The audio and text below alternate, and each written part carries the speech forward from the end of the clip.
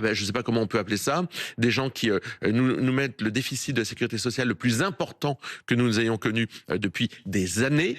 Alors, c'est la charge de Sébastien Chenu, le vice-président du Rassemblement national, que vous venez d'entendre. Alors, quand on regarde effectivement, c'est peut-être le pire budget, mais il a été voté. Oui, à 13 voix près. Donc Sébastien Lecornu se félicite d'avoir réussi à trouver un compromis. Mais c'est vrai que c'est un compromis sur les déficits. Toutes les mesures qui fâchent, toutes les mesures de réduction des dépenses ont été mises sous le tapis, en fait, tout simplement.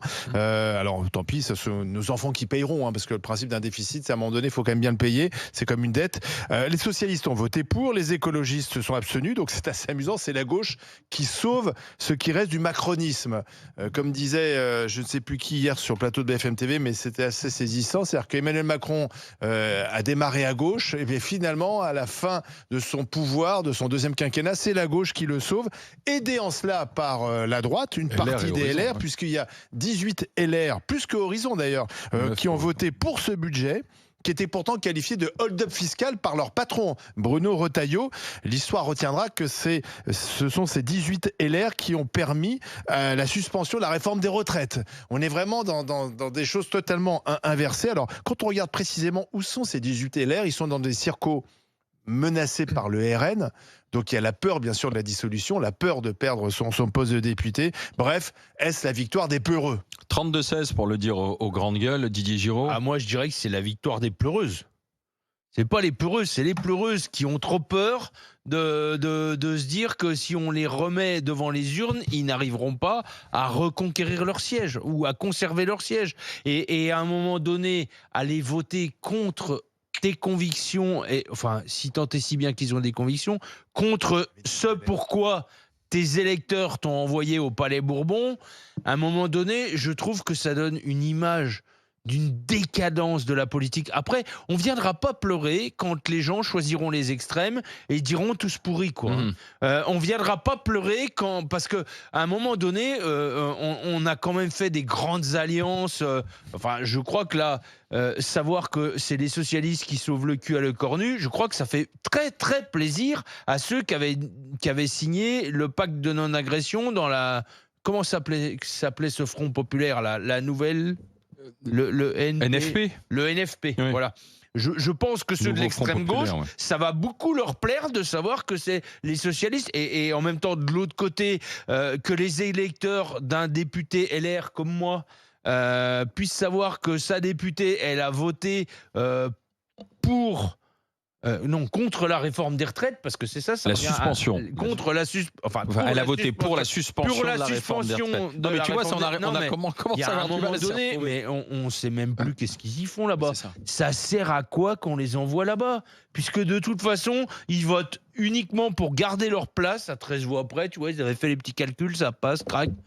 Alors que tout le monde, non mais tout le monde en a marre, et à un moment donné, il faudrait qu'on puisse avancer. Pour pouvoir avancer, il faut dégager tout ça et puis qu'on vote pour une nouvelle assemblée au minimum. Antoine Diers. Je crois que le chiffre n'a pas été cité, mais il faut le dire, c'est 24 milliards de déficit. On parle de 24 milliards de déficit. On est en train de faire une jolie fête, d'ouvrir le champagne. Il paraît que certains ont ouvert le champagne hier soir après ce vote pour avoir voté un texte avec 24 milliards de déficit. Supplémentaire, bien sûr. Et on évoque la gauche qui vient sauver le macronisme. Moi, j'ai toujours pensé que le macronisme était de gauche, donc je ne suis pas surpris. Le macronisme, c'est le déficit depuis le début. Ce qui m'agace au plus haut point, ce qui me dégoûte de la politique, c'est de voir que des députés LR et Horizon, de droite ou de centre-droit, ont voté ce texte. Et donc, vraiment, je ne vois malheureusement plus rien pour sauver la droite française, pour laquelle j'ai longtemps voté, pour laquelle j'ai longtemps milité, quand je croyais encore la crédibilité. Là, pour moi, c'est c'est la mort de LR. C'est-à-dire que LR, 18 LR qui votent ça, qui votent un PLFSS à 24 milliards d'euros de déficit, ça n'est pas possible. Il y a 18 LR qui votent pour fort. Il n'y a plus de parti de la responsabilité, etc. Et finalement, le RN qu'on disait pas responsable, à droite, ils ont longtemps dit le RN, non, c'est très mauvais sur le plan économique, c'est pas sérieux au plan budgétaire. Bah, qui est-ce qui est sérieux au plan budgétaire aujourd'hui ? Bah, c'est le RN. Donc, on est à front renversé, plus personne ne comprend rien, plus personne n'a de colonne vertébrale idéologique, c'est n'importe quoi ce qu'on voit, et tout ça, bah, c'est le fruit du macronisme. Voilà, Macron a tout pété. Il n'y a plus rien qui fonctionne. Et le pire, c'est que ça va durer jusqu'en mai 2027. C'est que je ne vois pas de sortie. Le cornu est parti pour rester. Voilà. Fatima. C'est la victoire de personne et l'aboutissement du cirque auquel nous assistons depuis plusieurs mois. C'est-à-dire, ça fait plusieurs mois, là, depuis le début, depuis ce problème central qui est que les gens ont voté majoritairement. Voilà, depuis la dissolution, c'est exactement la même chose. Et maintenant, vous allez voir, vous allez assister à une guerre des mots, une guerre des narratifs entre ceux qui ont voté et qui vont dire nous avons voté, nous sommes responsables. Donc les mots-clés, ça va être en responsabilité, ce n'est pas de la compromission, c'est un compromis nécessaire parce que le budget. Pour et de l'autre chaos. Côté, voilà, on va avoir la stabilité du pays. Et voilà, et puis le bon père face de famille. Aux ingénieurs du chaos. C'est ça. Et de l'autre côté, on va avoir... On vous écrit tout. On vous écrit tout. Et de l'autre côté, on va avoir ceux qui vont nous dire la compromission, les vendus, on peut plus dire UMPS. Voilà, vous savez, vous vous rappelez cette formule du Front National à l'époque. l'UMPS. Voilà, on va nous sortir ça. Et l'RPS. Moi, vraiment, les deux me fatiguent parce qu'on aurait pu l'éviter. Enfin, quand on était ici et qu'on disait la démission de Macron, d'Emmanuel Macron, c'était aussi pour éviter ça. Et donc, on se retrouve dans ce type de situation qui dégoûte les gens. Donc et qui conforte les abstentionnistes sont en train de gagner. Non, mais qui conforte les deux opposants, les vrais. C'est-à-dire, aujourd'hui, c'est-à-dire la France insoumise et le Rassemblement national. Il y aura un troisième camp qui est déjà très haut qui va se renforcer. L'abstentionniste. Non, mais pardon. Non, mais moi, ce qui m'énerve, toi qui fais attention au mot, le mot compromis n'est pas forcément un gros mot. C'est en politique. Le gros mot. Voilà. Le problème, c'est que ça, c'est un compromis en accentuant tout ce qui ne va pas en France. C'est-à-dire que si ça avait été un compromis pour régler les problèmes, moi, je trouve que ce serait formidable. On pourrait imaginer les mêmes se mettre d'accord. Écoutez, on sait qu'il faut faire 2-3 réformes importantes qui vont pas forcément être populaires, mais on est courageux, on est responsable, on va le faire. Non, on est d'accord pour continuer à faire des déficits. Sincèrement, moi ça me rend dingue parce que c'est nos enfants qui vont payer la facture. Les gens ne se rendent pas compte. Nos enfants auront moins de médicaments remboursés, partiront plus tard à la retraite. Ils vont vivre tout ce qu'on n'ose pas faire aujourd'hui, mais ils vont le vivre eux. D'ailleurs, en parlant d'argent et d'économie et de problèmes, le Canard enchaîné a épinglé l'assurance maladie en disant, là, il y a un budget de 2,1 millions d'euros pour la communication réseau. Vous n'avez pas vu cet article-là ? On a un appel d'offres, il y a une agence... appel d'offres, 2,1 millions d'euros pour poster 3 ou 4 posts par semaine. Voilà, pour poster des petits tweets, des petits posts pour la com. Sérieusement, on a un problème quand même. Donc, je ne sais pas. Moi, j'ai l'impression. Mais c'est l'assurance maladie, mais c'est tout l'État qui fonctionne comme ça. Ah oui, avec ça, il y a une page qui est Les milliards, ils sont là, hein. Les milliards qui nous mais en manquent, plus, ils sont là, ce qui est terrible, parce que avec Olivier, comme on a reçu régulièrement ces dernières semaines, tous les élus, tous les députés. Le bon à l'arrière-ban. Voilà. Mais ce qui est terrible, c'est dans la discussion, tu tombes dans le chantage rapidement. C'est-à-dire quand tu poses des questions sur les contradictions, t'es populiste. On te répond ou tu es populiste, ou on te dit ça veut dire que vous voulez moins d'argent pour les infirmières, moins d'argent pour les hôpitaux. En fait, on te dit vous voulez que les gens crèvent, c'est ça. On veut juste que vous mettiez le pognon dans le régalien et le reste on dégage. Alors que tu interroges simplement sur la responsabilité, sur la bonne gestion, sur les économies et sur le fait qu'aujourd'hui le déficit se creuse. En plus, donc tu vois, tu n'es même plus dans le rationnel de la discussion. Tu sais pourquoi ? Parce qu'on n'est pas dans de la vraie argumentation, on est dans des stratégies de communication. Ça veut dire la stratégie de communication quand tu es gêné par la question de quelqu'un, c'est fabriquer une fausse alternative. Première technique, ou deux, l'homme de paille. Je caricature ce que tu veux dire. Mais effectivement, parce qu'autour des tables, et même ici ça se produit parfois, les gens ne sont pas là pour chercher la vérité et pour le bien du pays, ils sont là pour penser à leur gueule, pour parler vulgairement, et pour penser à leur carrière. Donc là, la stratégie, c'est pas je veux sauver la France, c'est je veux me présenter et je veux soigner mon image. À partir du moment où vous voulez soigner votre image plutôt que la France, vous pouvez pas dire la même chose. Si là, moi, demain, j'avais en tête, je veux devenir, je ne sais pas, moi, qu'est-ce que je pourrais devenir ? Ministre de l'Éducation nationale, non, un truc Miss Poitiers, je serais jamais Miss Poitiers. Ministre de l'Éducation nationale, il y aurait des choses très techniques à faire. Mais là, c'est de la compromission. C'est-à-dire la première compromission, c'est de penser à son image avant de penser à la France. Ce qu'on attend d'un homme d'État et d'une femme d'État, c'est pour ça que c'est noble, c'est pour ça que c'est magnifique, c'est de penser aux Français. C'est quand même de l'abnégation totale. Parce que du coup, il n'y a pas si longtemps. Pas du tout dans ça, les amis. C'est invraisemblable, là, dans la méthode Lecornu et dans ce qui vient d'être voté à plus 24 milliards d'euros de déficit. C'est quand même qu'il n'y a pas si longtemps, on avait Bayrou, quoi. Mais moi, il manque Bayrou. Ouais. Mais il manque Bayrou, on va quoi. pas exagérer non mais plus. je veux dire, à un moment donné, c'est quand même. pas toi. Bayrou me manque. C'est quand même le seul qui disait, à un moment donné, pour s'en sortir. Non, mais tu dis n'importe quoi. Parce qu'il s'est fait dégager. Non, il s'est fait. Il a préparé sa sortie. Il était mort, il est auto-dégagé. Et il a dit attention la dette. Il a échoué comme les autres. À un moment donné, le fait que celui qui reste en place par rapport à ceux qui se sont fait dégager, il n'est pas dans la recherche de solutions pour baisser le déficit, mais il est dans le compromis qui conduit à l'augmentation du déficit, moi, ça me pose un vrai problème. Alors, je voudrais qu'on passe par le 32-16 parce que, comme le rappelait Fatima, c'est quand même aux Français que ça s'adresse. C'est quand même à eux qui paieront l'addition. À eux de voir et de nous dire ce qu'ils pensent de ce qui s'est passé à l'Assemblée nationale. Parce que là, c'est uniquement le budget de la sécurité sociale. Maintenant, on est parti sur les discussions du budget de la nation. Rien ne dit d'ailleurs qu'ils se mettent encore d'accord. Donc, Anthony, bonjour. Oui, bonjour. Bienvenue, Anthony des Hautes-Alpes. Qu'en pensez-vous alors? Est-ce que c'est le budget, la victoire des peureux ou pas? Dites-nous ça. C'est la victoire des nuls, quoi. Moi, je sais plus Anthony, qu'on m'appelait, c'est Nicolas. J'en ai marre de payer pour des gens qui sont là que pour leur steak, qui pensent effectivement qu'à eux, quoi. Il faudrait, là, c'est un ILI ou quelque chose comme ça, là, faut passer tronçonneuse, il faut ce qu'il faut, hein, mais c'est pas possible d'avoir un budget encore qui est voté avec des dépenses supplémentaires. On se fait matraquer tout le temps, et ils en rajoutent une couche. C'est insupportable, quoi. Insupportable. Là, il faudrait quelqu'un comme Lidnar ou Soutenapou, là, qui propose des solutions où on tranche dans le grain, parce que là, il faut arrêter de dépenser à tort et à dia juste pour gagner quelque temps, garder un peu le poste de député. C'est insupportable. Alors, attendez, Anthony, parce que vous faites réagir Antoine Diers, et puis enlevez le haut-parleur, comme ça on vous entendra. Antoine. Pour aller dans le sens d'Anthony, ce qu'il dit en creux, c'est de la philosophie politique la plus traditionnelle, c'est que les parlements ont été créés pour encadrer l'utilisation des deniers publics par le gouvernement. Historiquement, le Parlement, c'est ça. C'est le Parlement qui autorise de prélever l'impôt. C'est le Parlement qui surveille la bonne dépense par l'exécutif.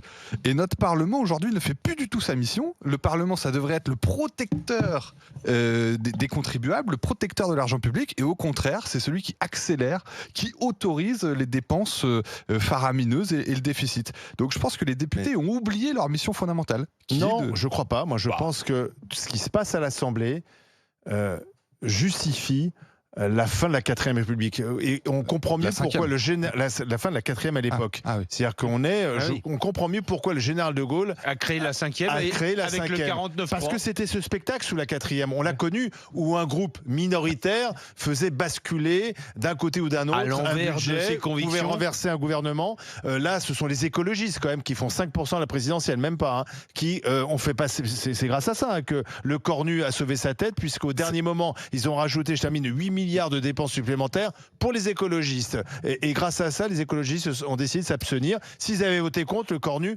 n'était sans doute plus Premier ministre cette semaine. Donc on voit bien que c'est la 4ème République et on comprend mieux pourquoi le général de Gaulle avait dit ce n'est pas possible parce que les députés ne votent pas en fonction de l'intérêt de la nation, mais votent en fonction de leurs propres intérêts. Je suis désolé, le parlementarisme, c'est pas ça le parlementarisme qui marche, c'est des coalitions en toute transparence, c'est les feuilles de route où on dit aux Français voilà ce qu'on va faire. Avant les élections, des négociations aussi. Parce que là, ce qu'a fait Sébastien Lecornu, c'est négocier dans les couloirs. Je te donne 1 milliard, je te reprends 3, je te donne 4, etc. Souvent de l'argent qu'il n'a pas, puisqu'on est en déficit. Ça, c'est vraiment le contraire de ce qu'on pourrait imaginer le parlementarisme idéal. C'est la 4ème République. Je voudrais poser une dernière question à Anthony. Anthony, vous préféreriez revoter rapidement ou pas, dites-moi? Bah oui, mais le problème qu'il y a, c'est que j'en veux aussi aux électeurs qui votent pour des députés pareils, quoi. Ils pensent que citez-moi un pays où le communisme ça a marché, parce que là, sincèrement, c'est du communisme ce qu'on a actuellement. C'est tous les gens, ils réclament des la France. C'est pas normal. Excusez C'est pas Gorbatchev. normal. Ils sont biberonnés aux aides publiques. Donc oui, j'aimerais bien des élections, mais bon, si c'est pour avoir à nouveau des élections, à nouveau avoir parce que vous m'excuserez, les LR qui votent un budget comme ça, et ils se prétendent de droite, mais laissez-moi rire, quoi. Laissez-moi rire, quoi. On est Malheureusement, d'accord. il faut dissoudre le Anthony, peuple. on va continuer la discussion et je remercie Anthony des Hautes-Alpes d'avoir été avec nous. Le budget de la Sécu adopté, est-ce que c'est la victoire des peureux, c'est la victoire des nuls, nous disait plutôt Anthony, qui s'appelait Nicolas, il dit parce que derrière, c'est moi qui vais payer. Est-ce que vous êtes d'accord avec ça ou au contraire, là maintenant, plus que jamais, il faut revenir au scrutin. 32-16 pour en parler avec les grandes gueules. Il est 10h20, restez avec nous avec Fatima Idbounois, Antoine Vers et Didier Giraud. Sébastien Lecornu a réussi à passer la Sécu, le budget de la sécurité sociale. Il a réussi à trouver des bons compromis, notamment avec les écologistes, avec le Parti Socialiste. Est-ce que c'est de la compromission? Est-ce que c'est le budget des peureux, du coup, qui est passé? Alors, eux disent non, c'est fait preuve de courage politique, parce qu'on est allé un peu contre nos convictions. Courage politique. Contre nos convictions au nom de la Le courage stabilité de du rester pays. à l'Assemblée, tu sais. Mais c'est hyper intéressant, cette guerre des narratifs. Ça veut dire quels mots, en fonction des mots qu'on va mettre, est-ce que c'est du courage politique ou au contraire c'est de la lâcheté, comme c'est présenté ici. Et donc c'est ça, c'est une guerre des mots. Mais moi j'aimerais bien qu'on dépasse ça et qu'on voit bien qu'on stagne encore. Rien n'est réglé. Donc le courage, ça aurait été de voter contre pour mettre un terme à la mascarade, repartir aux élections, etc. Bah, le courage aurait été... La seule de option prendre pour une changer, décision. c'est Le courage des d'Emmanuel élections. Macron serait de démissionner. Oui. Parce qu'on ne peut pas dire à Alors, la ça fois recule. il y a une crise du régime Oui. et se dire c'est pas grave, attendons 17 mois. Enfin, à mon avis, c'est des choses qui voilà, Oui. sont incompréhensibles. Si on est face à une crise de régime, bah, il faut la régler la plus vite possible. Je parlais de la fin de la quatrième. La fin de la quatrième, on s'est pas dit bah écoutez, ça marche plus en 58, on va attendre 62 pour régler. Bah non, le général de Gaulle à ce moment-là et avec d'autres, on dit bah il faut changer la donne. Alors je dis pas là, il faut pas forcément changer de constitution, mais si on repart sur une présidentielle, on remet les compteurs à zéro. Les candidats, on les connaît, donc il n'y aura pas une grande surprise. Et puis les Français choisiront. Et moi, je pense qu'à ce moment-là, les Français donneront une majorité au prochain président. Parce qu'ils auront bien vu que pendant plusieurs mois, ça a été la pagaille et qu'il est quand même nécessaire de donner, avec nos institutions, une majorité claire à l'Assemblée. Mais c'est intéressant le parallèle que tu fais avec la 4e République et avec l'idée de crise limite constitutionnelle. C'était inaudible et impossible d'entendre ça dans un média mainstream il y a quelques années. Et les seuls qui parlaient de « en route pour la 6e République », je pense que vous vous souvenez de ces affiches, c'était Jean-Marie Le Pen, je me rappelle très bien, « en route vers la 6e Mélenchon République », aussi. et Mélenchon, pour les dernières, vers une 6e République. Et ce qui semblait un peu marginal, un peu lié aux deux extrêmes, finalement, extrême gauche, extrême droite, on va le retrouver là, comme dans un... Enfin, je peux le parier, la 6e République va être un thème central et pas simplement pour Mélenchon ou Jordan Bardella s'il remplace Marine Le Pen. C'est là où tu vois qu'en fait, finalement, le double mandat député-maire, il manque. Parce que, finalement, quand tu es député-maire, tu sais que tes électeurs, là, avec les élections municipales qui arrivent, ils tirent l'oreille. Tu vois, ça crée des scrutins intermédiaires. Et tu es aussi au fait de ce qui manque et de la colère des électeurs. Quand tu es député-maire et que finalement on t'a élu sous une étiquette et qu'après à l'Assemblée nationale tu fais le contraire de ce pourquoi on t'a été élu, tu as été élu. Très juste. Quand tu arrives aux prochaines élections municipales, les gars ils disent attends, mon cousin là ça va pas du tout. Mon cousin. Là, boum. On te sanctionne. Donc là, le député, finalement, il est peinard jusqu'à ce qu'on décide d'une dissolution ou que ce soit après les élections présidentielles de 2027. Donc il s'est dit, bon, finalement, je peux toujours me targuer de dire... J'ai voté un budget pour la nation, la sécurité sociale et les fonctionnaires, tout le monde sera payé. Et puis il peut s'abriter derrière ça, mais il risque rien. Électoralement, il risque rien. Non, mais je suis d'accord avec toi sur la fin des cumuls des mandats. Mais le député en milieu rural, là, il va se promener sur les foires tous les samedis. Et à un moment donné, le député LR, là, les 18, là, moi, je leur souhaite du courage quand ils vont aller inaugurer la Sainte-Catherine samedi prochain, quoi.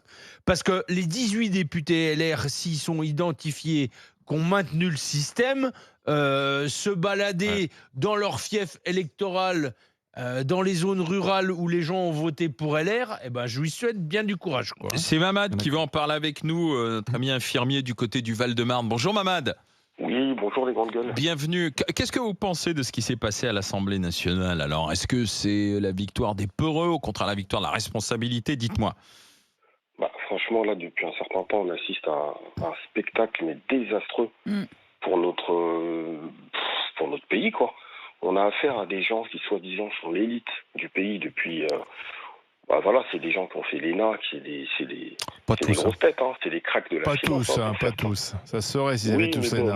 Mais Macron a été on en a fait des caisses sur Macron. Le fameux Mozart. Donc c'est des gens qui, soi-disant, sont les cracks des cracks. Aujourd'hui, on a 3 000 milliards de dettes. Et aujourd'hui, on a voté, nous, en tout cas moi, personnellement, j'ai voté pour le NFP. Aujourd'hui, je me retrouve avec... C'est ça aussi. Je me retrouve trahi, mais vraiment trahi comme d'autres, comme certains qui ont voté LR, mais vraiment trahi par le PS.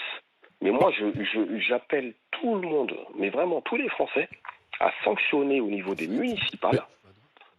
Pardon, Mamad, ces partis politiques là qui sont là et qui à 3 mois des élections viennent frapper à nos portes.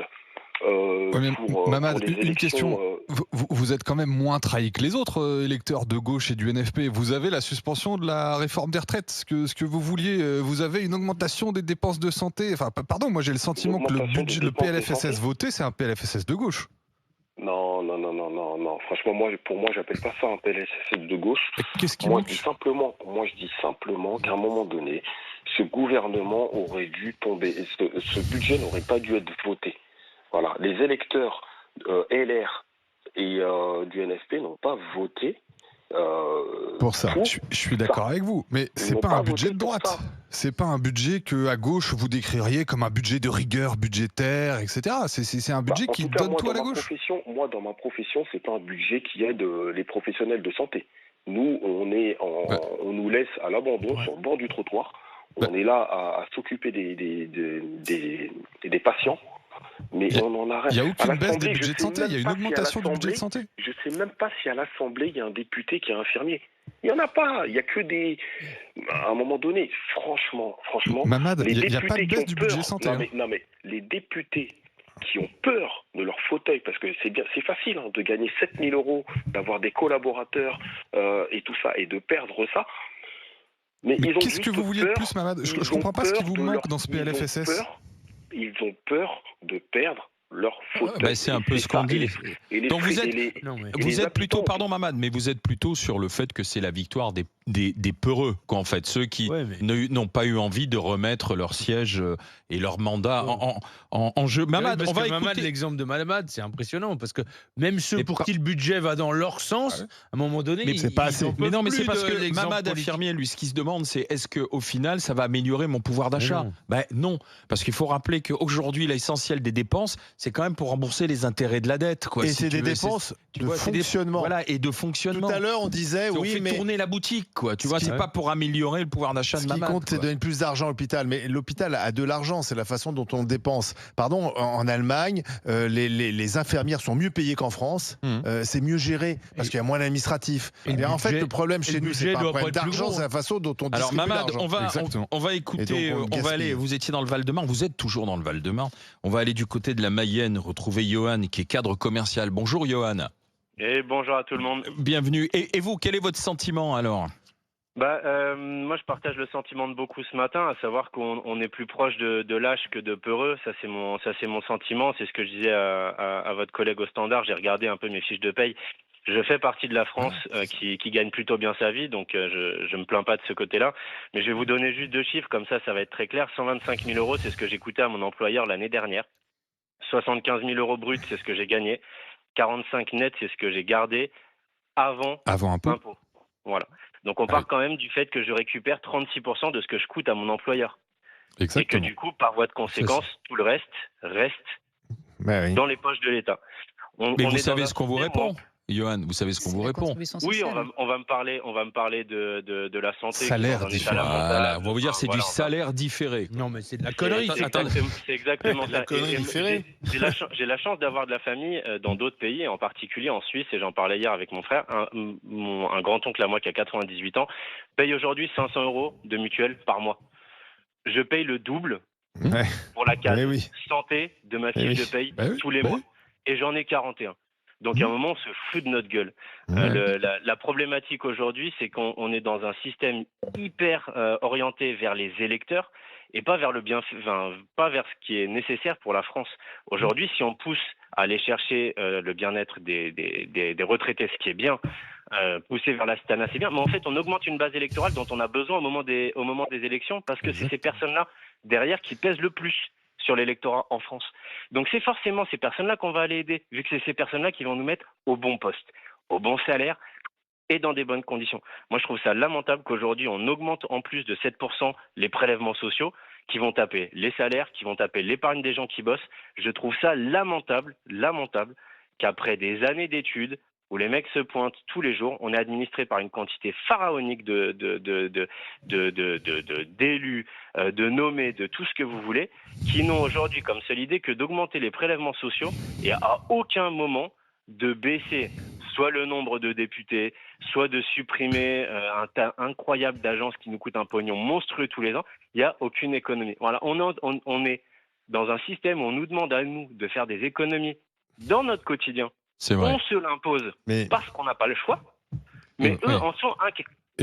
Quand on fait des économies, on gagne. Quand on fait des économies, finalement, on gagne de l'argent aussi. C'est nous dans notre quotidien, quoi. Voilà. Nous, quand on fait des économies, on le fait pour pouvoir leur en donner plus, quoi. Mais oui, c'est ça. À eux qui n'en font pas, quoi. Il y a un moment donné, ce qui nous explique, c'est quand même juste un. Johan, ce qui nous explique, Johan, c'est quand même juste inentendable, quoi. Quand tu fais que payer toute ta vie. Et rappelons que dans ce PLFSS, il y a deux nouveaux prélèvements. Il y a deux hausses. Les augmentations sont hallucinantes. C'est sur la CSG, sur l'épargne. Donc tous ceux qui ont un peu de revenus d'épargne placés, bim, ils vont voir la fiscalité augmenter. Et la deuxième taxe pour 1 ou 2 milliards, c'est une taxe sur les mutuelles. Donc on nous dit, il y a de plus en plus de dépenses de santé. Augmenter, et donc le coût des mutuelles va augmenter pour les gens pour financer la sécurité sociale. On marche sur la tête. Quand même terrible, c'est qu'on a un gouvernement qui est impopulaire. On a des responsables politiques du maire général qui sont assez impopulaires. Il y a eu beaucoup de colère, alors qu'ils n'ont rien fait. C'est-à-dire qu'ils seraient impopulaires parce qu'ils auraient fait des réformes un peu douloureuses, un peu contraignantes. On se dirait, bon, voilà, l'impopularité se paye, mais et puis un jour, on reconnaîtra cette personne d'avoir bien agi. Là, Emmanuel Macron et Sébastien Lecornu sont impopulaires, alors que tout reste à faire. C'est-à-dire que la prochaine personne qui sera au pouvoir devra faire cette réforme, qu'elle soit de droite ou de gauche. Il n'y aura pas le choix, sinon ce seront d'autres personnes qui le feront pour nous. On parle du FMI notamment. Et donc là, il y aura une impopularité, il y aura des gens dans la rue, etc. pour de bonnes raisons. Là, ils sont dans la rue, mais il ne se passe rien en fait. C'est fou. C'est fou. Merci à Johan d'avoir été avec nous. L'inaction est une action. Ne pas agir, c'est un choix aussi. Vous avez 3 heures. Si quelqu'un est en train de se noyer et que tu ne bouges pas parce que tu hésites entre l'aider avec un bâton ou l'aider avec une corde ou aller appeler les secours, résultat, tu n'as pas agi et je t'en veux pour ton inaction. Donc ce que tu dis, si on en veut à Emmanuel Macron, c'est que ses décisions ou ses non-décisions ont des conséquences. Sur le budget de la Sécu adopté, la victoire des peureux, on va voir ce que vous en dites. Est-ce que ça reflète vraiment ce qu'on a entendu au 32-16 ? Vous dites oui, effectivement, à plus de 92%. Oui, c'est ça, c'est un référendum.